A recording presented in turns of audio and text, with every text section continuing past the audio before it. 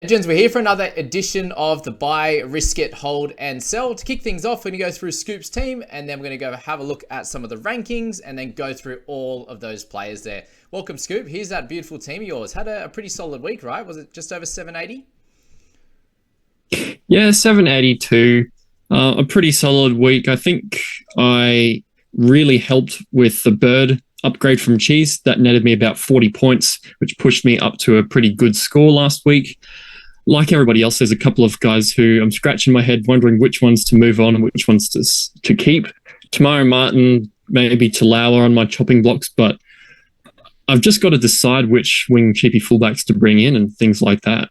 Okay, yeah, hopefully we'll find out a little bit more after we discuss. You might hopefully have a little bit more clarity. What's any general thoughts at the moment, or are you kind of still working it out? Yeah, I think the one that I'm going to lock in for sure is Tamara Martin to Preston. Preston with the starting spot really impressed last week, and Tamara Martin just isn't getting any kick meters at all. And even against two teams that didn't do that brilliantly, he got 0 in attack. It's all running through Johnson, so I don't think I'm going to see any real big scores from him, and it might be time to move him on. That makes complete sense, and obviously a nice score out of Tarpany, which was, we expected a bounce back, right? Yeah, the minutes were a little bit down, but it was a wet, rainy game, played all through the middle, and he benefited massively from that. I think 63 and 48 minutes or something like that. That's a huge PPM. The Tarpane we've got to know and love. Hopefully he works into a little bit more throughout the season, but I'm happy with a 63. Beautiful. And then so you'd move Thompson down to fullback, bring Alamotti into play, and Ford would come out for Preston, I'd imagine there. And then Trindle can move into the halves. You've got some options in the halves, hey, pretty easily. Boydie and stuff like that as well. So, one trade at least, and then potentially another one, right? Depending how you go. Yeah, I think so. I think I'm going to loop Boyd and Katoa this week. I mean, Boyd hasn't been super impressive so far, so he's not on the chopping block at the moment because I've got bigger issues, but he is one that I'm going to watch, and if he does fail for a third time, well, maybe he'll be one to move on next week.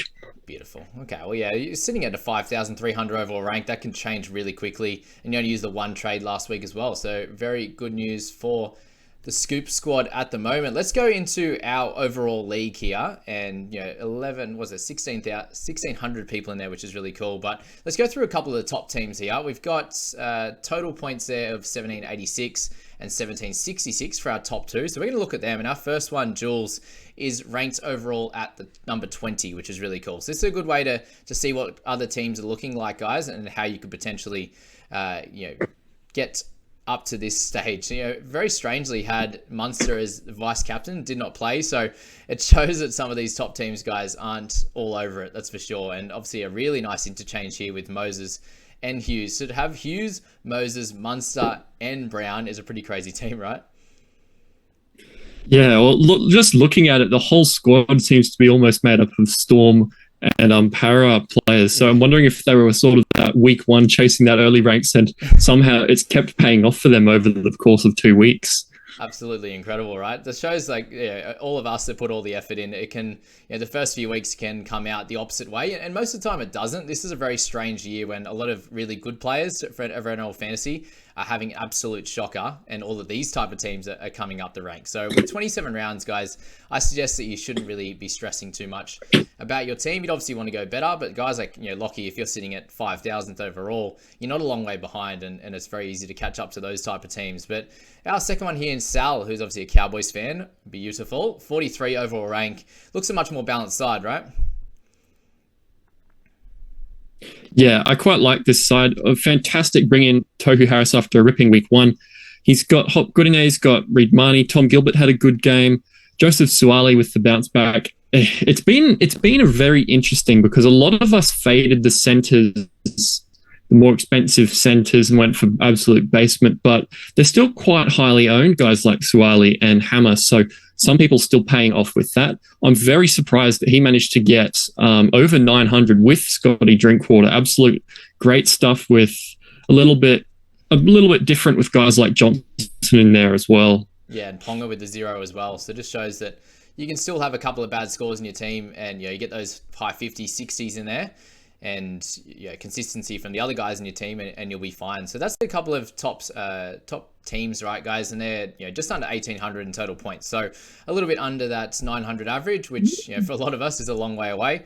But it only takes 2 or 3 good weeks, as they've done, and they could fall away over this next couple of weeks as well. So let's move into a few of our players now. So we're going to start it off with Daly Cherry Evans, but firstly we're going to go with the who's hot, who's not. So all of these guys we will speak about, guys, but just under 6% of teams have picked up Reece Walsh, which is pretty interesting, and Jacob Preston and Tabuai Fido are all over that 5% in.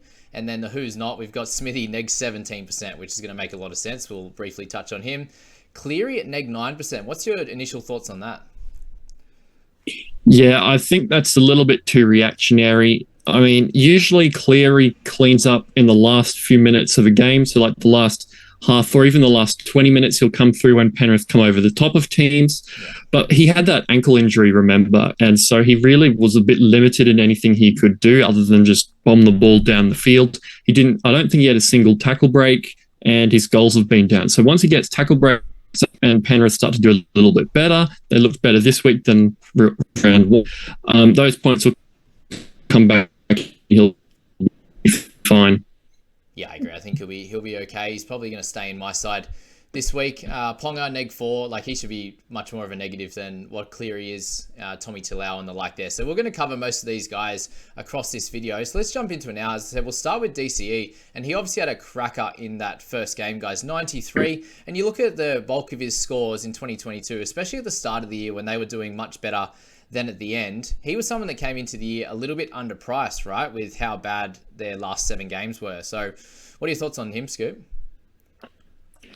Yeah, he's a very interesting one. I've had a look at his kick meters, and I think even though it looks like not that many, only 300, he can kick for plenty of 500 and 600s, as you can see there, that he still did the vast majority of the kicking, and Cooper Johns barely did any, so that's fine.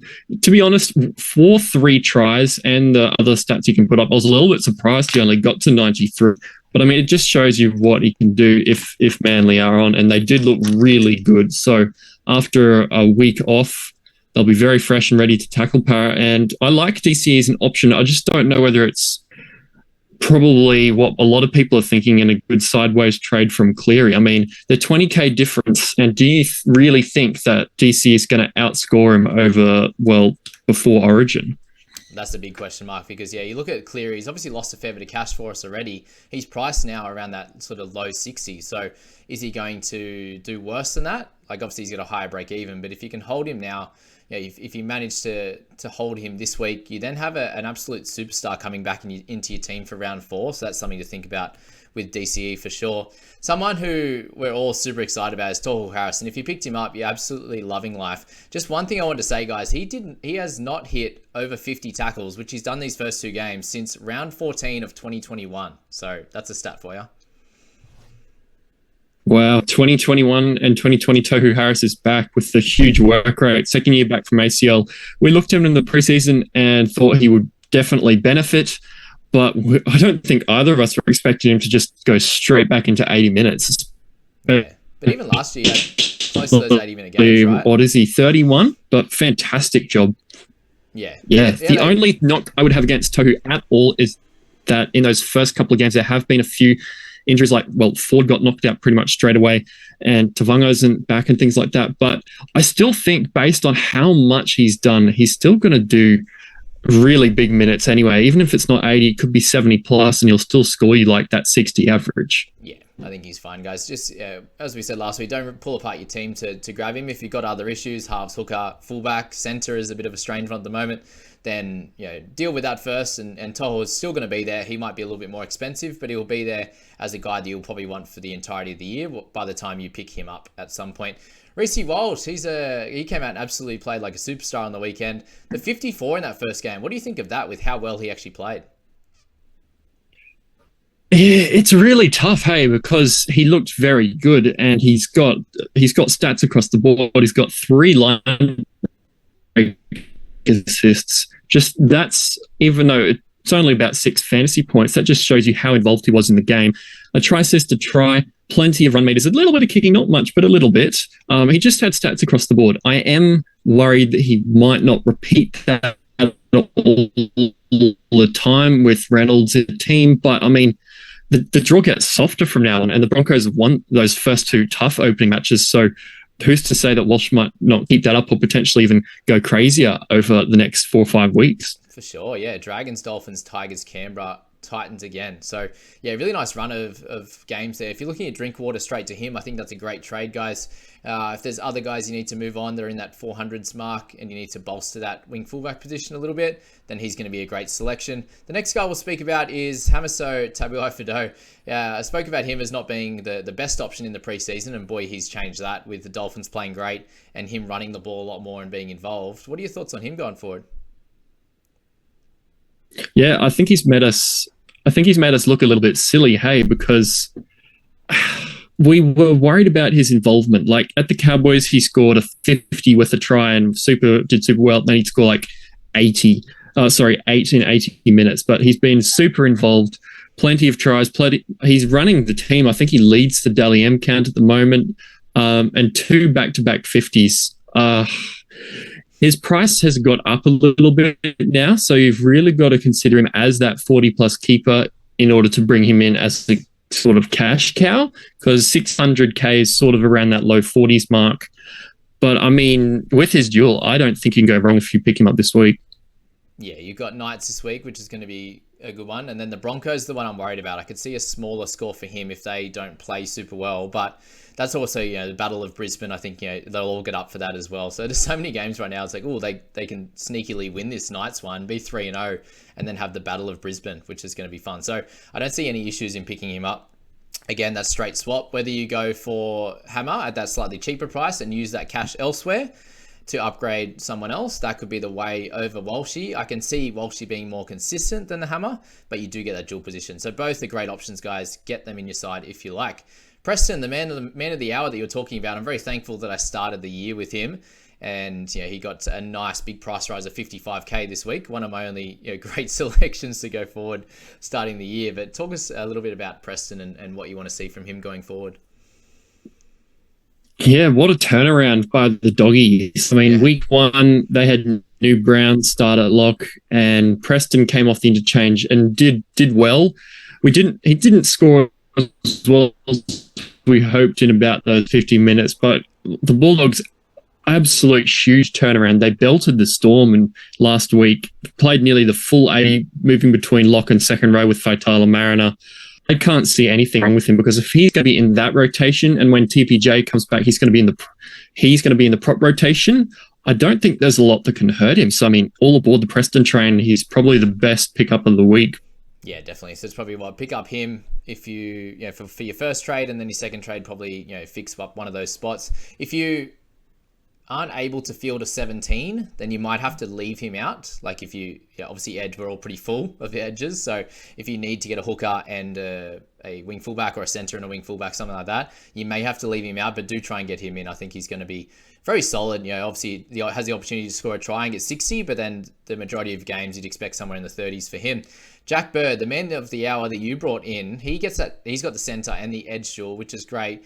Looks like he's going to be the guy to hold that 13 spot, and probably some more minutes, right? Because he had, he's coming back from injury, the 47 minutes in there, but he's so involved, right? Yeah, well, he went off after about 25 minutes, and I was panicking because he's only on about 15 at that time. Then he stopped missing tackles, made a bunch, and just got really involved. I mean, look at that. He's going at over a point a minute. He won't keep that up when he plays 80, but that's very, very good sign to someone that's got a centre duel. If he keeps that 13 position, I think he'll very likely be the top scoring centre this year, unless Joey Manu or something like that gets a wriggle on a bit later in the year if he roams more and plays a few games at the back. I really have nothing negative to say about Jack Bird other than he is already 600K, so can you spend that much on a centre? I haven't put my trades out yet, but I'm potentially leaving a bit of cash in the bank to upgrade one of those middle guys, whether it be Egan Butcher, depending how he goes, to bolster my center at the moment. So yeah, definitely something that's going to be needed with guys like Suoli'i out next week if you have them. So definitely think ahead, guys. These Jack Birds, for example, he's going to be playing for a long time now. They had their bye in the first one, and they don't have a bye again all the way until round about, is it 13 they have their bye, or 14 or 15 there? I'm not exactly sure. But yeah, he's definitely going to be a good option, guys. That second Origin period, so I think about round 16, so he's got 16. A huge clear run. Yeah, amazing. Exactly what you're looking for here. Okay, Tommy Chester, someone that I'm looking at the moment. There's plenty of risks around him because it looks like he's got the spot for 3 weeks. He averages in the 30s in Queensland Cup. What are your thoughts on Tommy to kick off this week? If Drinkwater had tried to fight it and lost and got a 4-week suspension, I'd be really interested. 3 weeks, I don't know if he's going to make enough money. We knew that somebody like Trindle in a very similar situation. Looks like Nico Hines is going to be back next week, so Trindle will just have the 3 weeks. But he's scored very well. He scored 40s and 50s, and with about that 50 average, he can make that close to 150k in 3 weeks.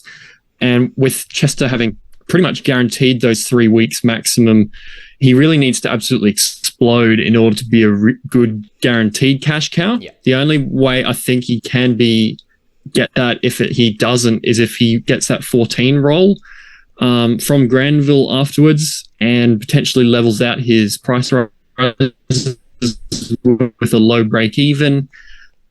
He's definitely a decent option, but he's not really on my priority list at the moment. Definitely a risk, guys. The only reason I'm looking at him is just to be able to fix up my hooking position. So if you don't have that issue in your side, like I only have Tanner Boyd at the moment, I'm looking to fix that issue, and Tom Chester allows me to do that with a guy playing for the next 3 weeks, and then hopefully he scores sort of a 30, 33, 35 average, maybe a 50 in there, a 20, and another 35 or something like that, because they have an okay draw over the next 3, Warriors, Titans, and Dogs. And hopefully the Cowboys can pop in a couple of wins. He has plenty of talent, so it's definitely a big risk, guys. But he's just going to fill a spot for me. You have to have a plan over the next 3 weeks if you're going to pick him up. Otherwise, I think you just let him through the keeper with Tommy Chester. Okay, Wade Egan came out and did it again, right? Crazy. Yeah, he's been one that sort of floated around for years in that 40s average and not playing 80. And we've seen that here. He's not playing 80, but he's just looking really, really good in real life. 2 tries, though. Does that sort of make him look better than he actually is? He's moved up 80k already. Yeah.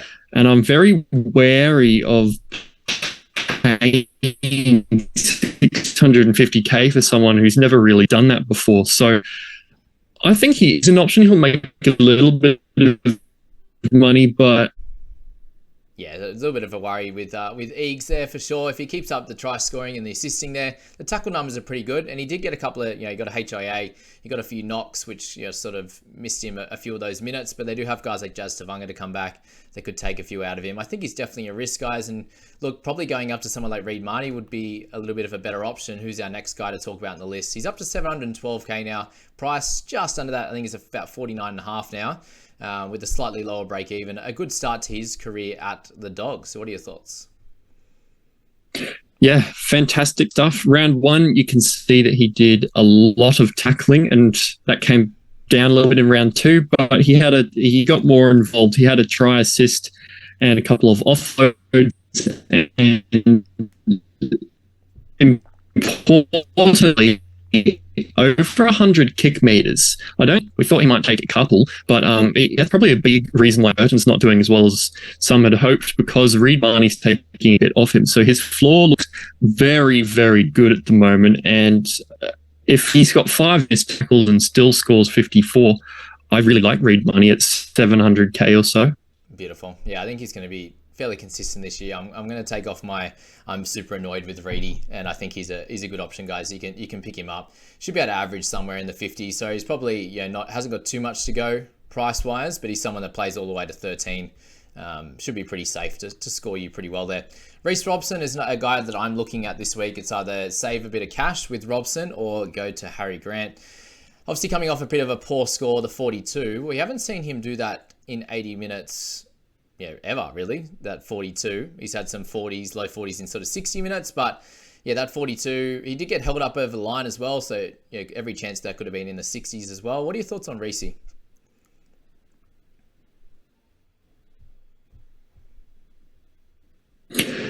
Yeah, season, but then he had that really weird trial game where he had 6 missed tackles and didn't do a lot.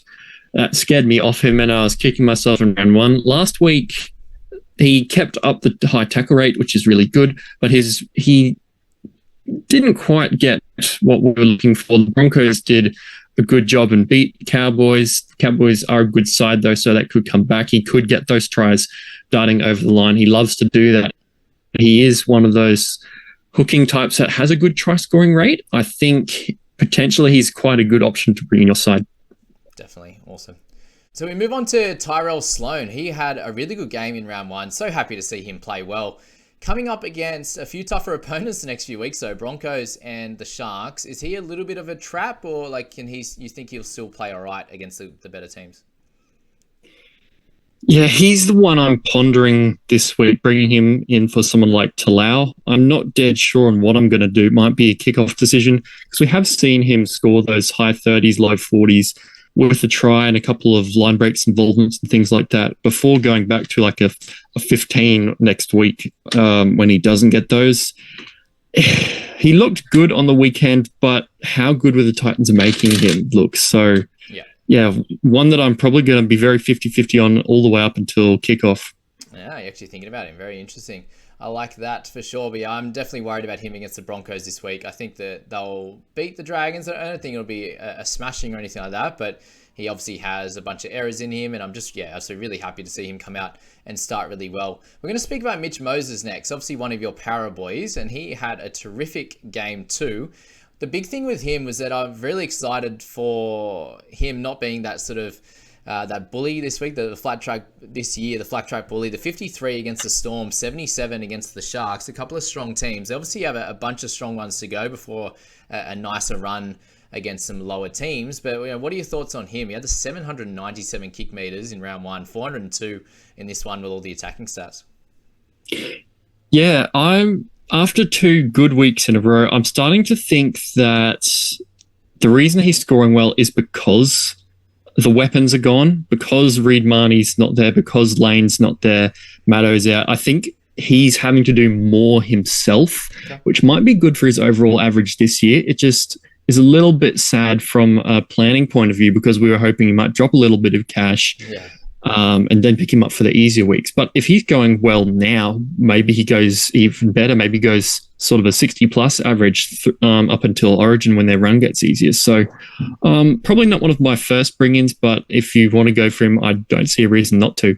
Well, the big thing there is that I'm giving options here for people that want to trade Cleary out, but you're obviously suggesting probably to hold Cleary, right? Which is what we're both thinking of doing. So yeah, if you're looking to hold Cleary, then these guys are not going to be options, right? Because you've got Adam Dewey most likely in your side, Trindles and these types of guys for this week. So yeah, just beware. If you are looking for a half trading Cleary, then these are the guys to go for. But likely you should be holding. Jerome Hughes is the next guy on our list. A nice average to kick things off. 45 the first game, 78 with no Munster.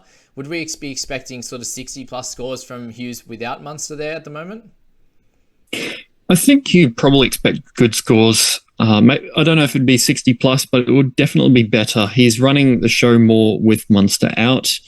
Grant's doing a bit more kicking as well and more involvement. So I think they'll do well. It's just the Storm didn't look too good last week. Well, they finally looked a little bit vulnerable against a Bulldogs team that was pretty well put together. Whether you think the Storm will do well enough for Hughes to do his thing while Munster's still out, and how long is Munster out? Is that going to be like 2 more weeks? Is it going to be 3?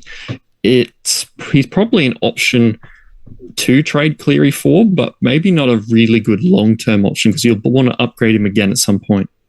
Well, yeah, you look at that straight trade, Cleary to Hughes, it's obviously a big downgrade. Yeah, even if he does make a little bit of cash over the next few weeks and Cleary goes down, you're going to be kicking yourself when Hughes is averaging 48 and Cleary's averaging 65 again. So Hughesy, probably one to leave out his side. Hayes Perham, I want to hear your thoughts on him because we faded him obviously at the start with the bad trial and the bad first game. He was actually okay. He has not had one error in the first 2 games. Is that going to be expected going forward? I mean, I don't think you can expect a perfect record, but it was certainly encouraging. We saw a little bit of an uptick in run meters and, importantly, in tackle busts. So the Bulldogs looked better. The attack was working better. He was breaking tackles. I think he had an offload in there as well, and a score of 43 with no try involvements at all. That's really, really encouraging for someone in the low 300s. Yeah, I completely agree. In the next 2 weeks, Tigers and the Warriors. So he's obviously another one that you could look to bring in at that cheaper price if you need a wing fullback this week. I'd probably have him a little bit safer than Tyrell Sloan, even though you're paying that extra 60k. If the Dogs can continue to build off last week, I think he's going to be a solid one for sure. Marky Nicholls, we come into that, these couple of guys we're talking about now are in that risk it category. And Mark Nicholls, he looks, he's almost looking keeper level at the moment, isn't he? Is he going to keep that up? Yeah, well, the worry was in week one that he got extra minutes because of some of the injuries that occurred in the HIAs. But the thing is, he came out and got pretty much the same minutes again this week. Yeah. And Wallace didn't get as many. And I think Lemuelu came on and changed up the rotations a bit. So in all honesty, Nicholls might be a pretty solid one to jump on. I think you're not going to get the maximum value out of him because he's made a fair bit already. But if he can keep that 50 minutes in that team, he's looking really good, really involved, and he might score around that 50 average for a while. So I don't mind him as a bring in. He's probably not going to make you humongous amounts of money, but he's going to make you enough money, get you good enough scores that he'll be a handy buy for your team.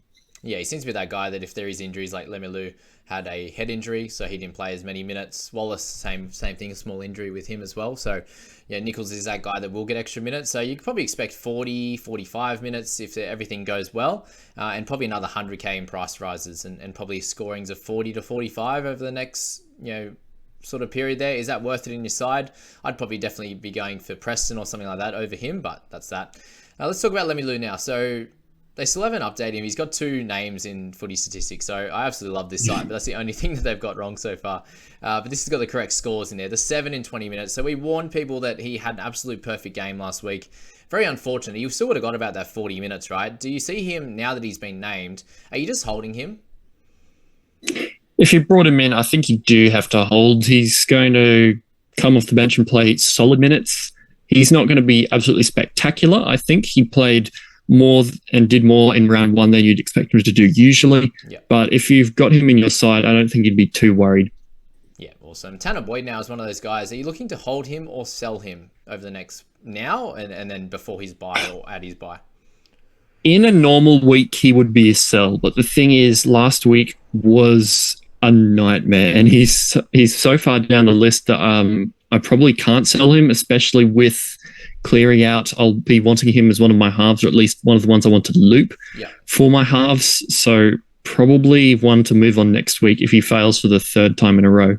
Yeah, well, the first game was fine, right? Last game, I've never seen him play a worse game. So the only worry there is that if Toby Sexton comes into this team at some point, but you'd imagine he at least gets another few cracks because Foran wasn't great either. The whole team was very poor. So I wouldn't expect a 25 out of him. He had 20 at halftime or just under. And yeah, pretty much the majority of these guys, Ben Murdoch-Masila and these players didn't have a great second half either. So that dual position, he's not going to lose you too much cash, guys. So he's definitely can be a hold, but I'm looking to sell him at the moment this week just to improve my hooking stock. So yeah, either way, he's going to be fine. Matty Burton, what are our thoughts on him? Is he a sell at the moment?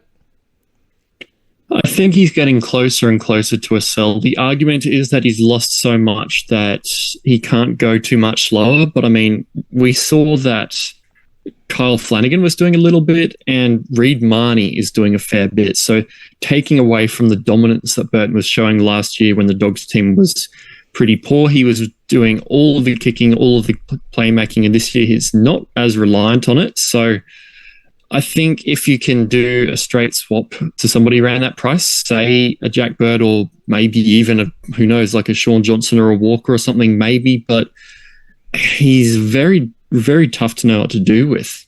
Yeah, I agree with that. It is very tough one. I think you could almost move him on and then potentially bring him back later. The errors in there, the missed tackles is killer. So 5 and 6 over the first 2 weeks.